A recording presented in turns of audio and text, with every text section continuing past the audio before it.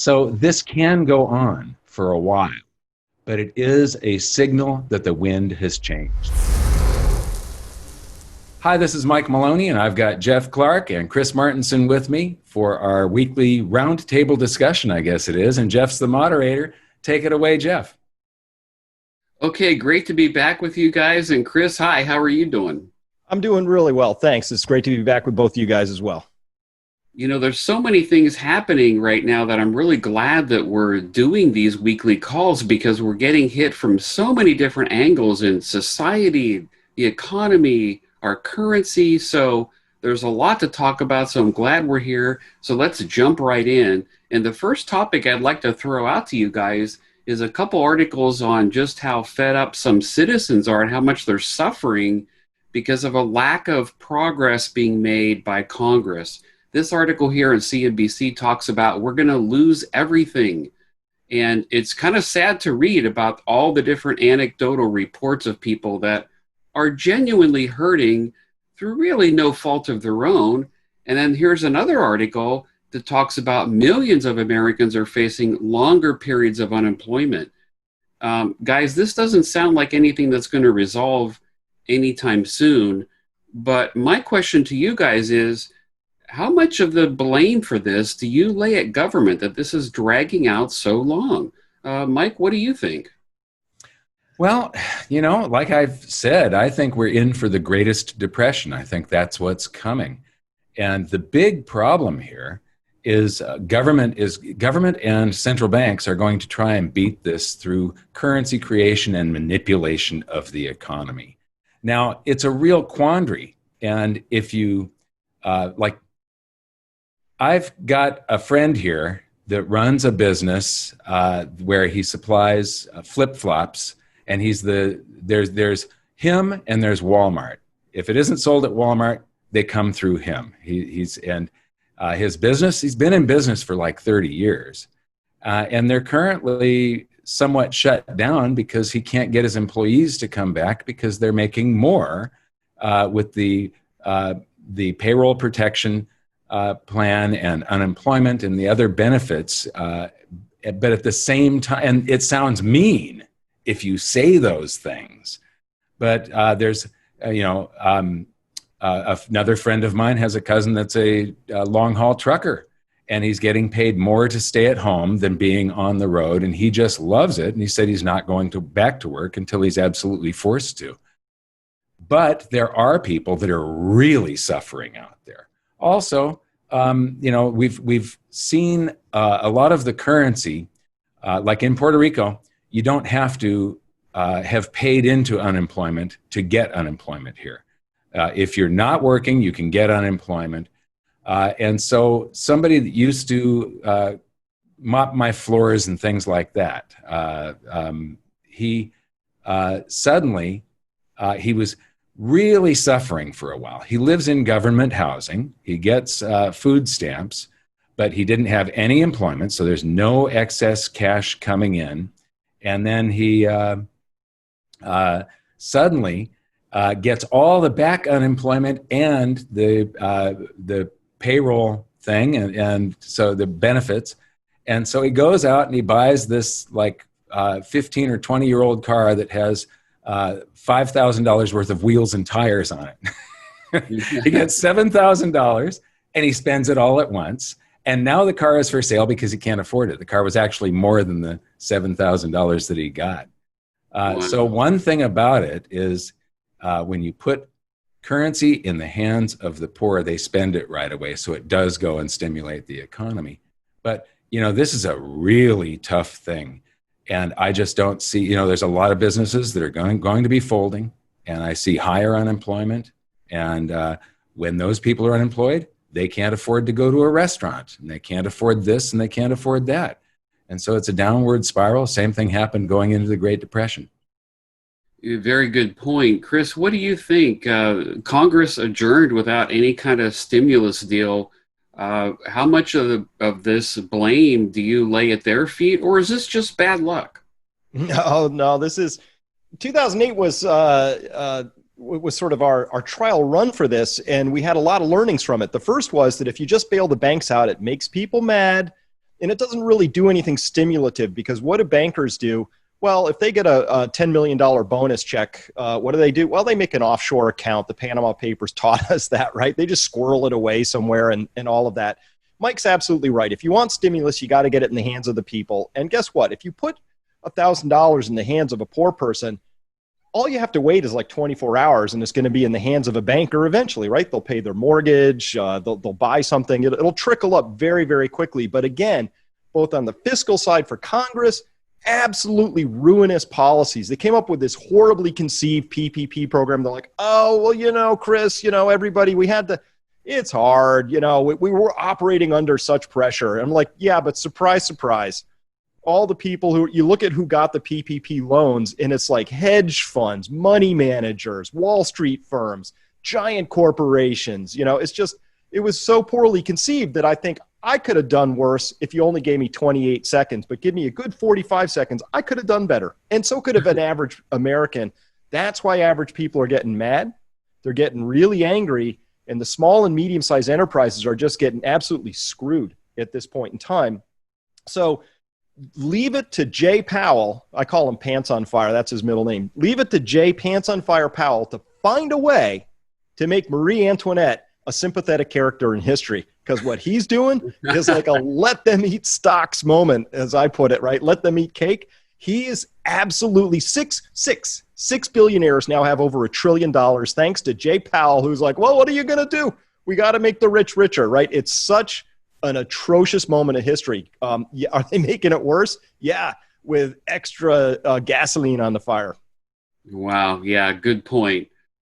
Okay, thank you, guys. Let's switch gears real quick. Let's talk about the U.S. dollar, because, Mike, as you pointed out in your video yesterday, it broke down through a key support level, so it looks like it could be heading lower. This article talks about the war against the U.S. dollar is heating up. And, of course, this is something that's been going on for some time. But in this article, he points out how it's on the increase, that the U.S. is actually vulnerable right now for a variety of reasons. And he reiterates what Goldman Sachs says, that what the U.S. is doing is creating real concerns around the longevity of the U.S. dollar as a reserve currency. So, Mike, what's your view of what's happening with the U.S. dollar, both in the short term and in the long term? Well, I've written many times on this, and I've made so many presentations on it. This is just basically what's happening right now is the mainstream is just catching up with what I've been talking about now for the past decade. This is the death of the global dollar standard. It's slowly playing out, and there are nails in the coffin, and the article is just a report on a couple of more of the nails. Russia is now using more euros in trade than they are dollars. And that's going to continue. And there is, I can't remember which episode it is. I think maybe it's episode 6 of Hidden Secrets of Money. But we show that, most of the dollars that exist outside the United States. And we create dollars and we buy stuff with them, and they flow all over the world. And when those foreign entities don't need those dollars anymore, they come back to the United States and they buy stuff. And so once the Fed is going to try for positive inflation numbers, fighting the deflation that is trying to happen right now. And they're creating currency, but there's another storage account of currency in all of the US dollars that are being used for international trade by foreign entities. And when they no longer need those dollars, it'll be just like when Japan was having their blow-off top in their economy, their big bubble back in the late 80s. They came over and they bought Rockefeller Center and the biggest buildings in every city. They bought Sony Studios, and the price of that A-class real estate and so on was pushed up into bubbles because of it. So we can have a hyperinflation even if they're even if the Fed turns off the switch. If all that currency comes flooding back, trying to purchase assets, we'll see asset prices pushed. They're already in hyper bubbles right now. Where can they go past hyper? I don't know. Right. That's a good point. And that's a scary thought. It isn't that we're continuing to create currency. It's that there's already a lot of currency overseas. And when that does come back, that could be very ugly for Americans. Chris, what's your view on all this? Well, short-term dollars under a lot of pressure for a lot of good reasons. Currencies, as they've been well described, are best thought of as skydivers falling at different rates. And the United States is falling a little faster right now for good reason, right? We've got a fiscal nightmare. We've got a monetary currency nightmare, but that's kind of balanced out. The ECB is being just as much of a basket case on a currency side. And then we've got this November election coming, which is, no matter how it parses out, no matter what happens, it's going to be contentious. And I think a lot of our trading partners have begun to lose a little faith in the United States. And that's important because the dollar, like all fiat currencies, is a faith-based currency. I think what we're recording here short term is just a loss of faith in the US dollar. And for all sorts of good reasons. But long term, this has been... You have to understand debt and currency are sort of two sides of the same coin. And Mike talks about this much more eloquently than I do, but I track those two claims, debt and currency. I track them against real stuff. And that's when we peel back the curtains, we see real stuff is just not in supply anymore because the flip-flop king isn't making flip-flops because you can't hire his people back and truckers aren't trucking. There's all kinds of people not doing stuff, making real things. And we're in this fantasy world that's like, well, if we just print enough currency, somehow that makes up for it because money is real, currency is real, and stuff just magically appears, right? Well, I think we're going to see long-term the breakdown in that magic, which is the illusion that currency is the same thing as wealth. It's not. Real wealth is not being created right now, and that has to balance out at some point. The only open question is, do we have a punishing deflation first before we get to the hyperinflation, or do we just skip that first part, go straight to that inflationary part? That's the only open question I have right now. Oh, both are ugly scenarios. And while all this is going on, the S&P 500 just rose to a record close yesterday, wiping out all its losses from the yesterday. Meanwhile, Apple just this morning became the first U.S. company to reach a $2 trillion market cap. And while all this is going on, we have another article that's pointing out that CEOs and a lot of insiders are selling stock.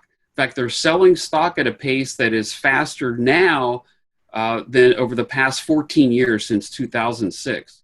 So there seems to be some sort of dichotomy going on here. But what do you make of this, of the stock market roaring to new all-time highs, yet CEOs are selling? Mike?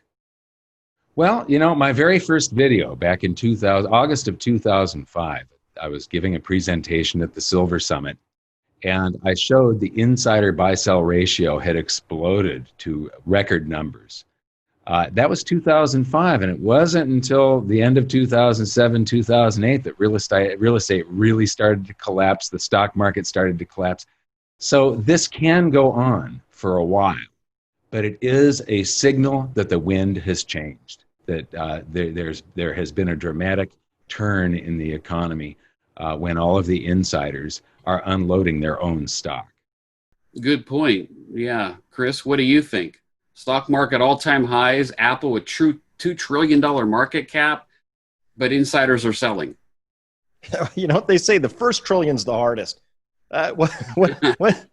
When did Apple hit trillion? It was just a few months ago, right? So we're clearly in a giant sort of a blow-off bubble. Again, I don't know if we're sort of seeing the U.S. stock indices begin to mirror what we saw in Venezuela's stock index. Now, Venezuela has like this amazing stock index. If it was the Dow, you'd say, wow, we all must be rich, because it increased by something like 600,000% over a period of time.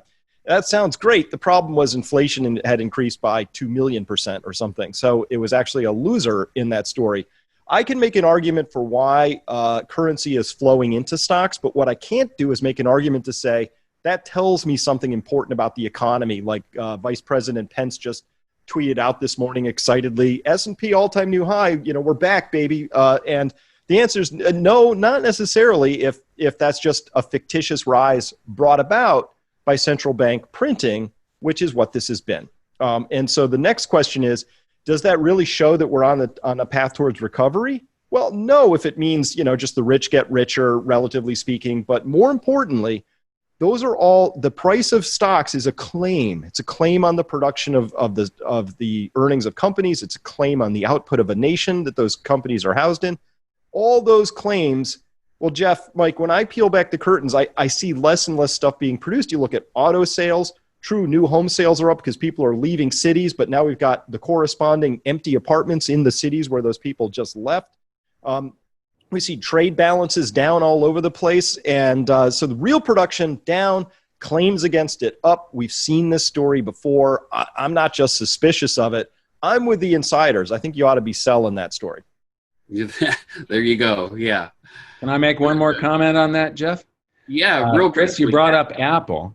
And Apple is issuing a whole bunch of bonds, taking on more debt, so that the Federal Reserve can buy a bunch of these bonds through their special purpose vehicles, and then they're using that currency to do stock buybacks. So there's fewer shares, increasing the value of the shares of those insiders, so the insiders can dump them on the public. Right.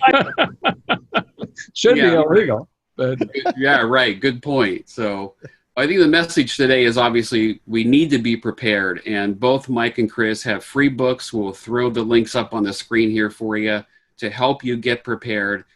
This is not over. There's a ways to go. We will be back next week, the three of us together, talking more about the most crucial issues of the day. So thanks, everybody, for joining us. We'll see you next week. And thanks, Mike. Thanks, Chris. Thanks, Jeff. All right, bye-bye.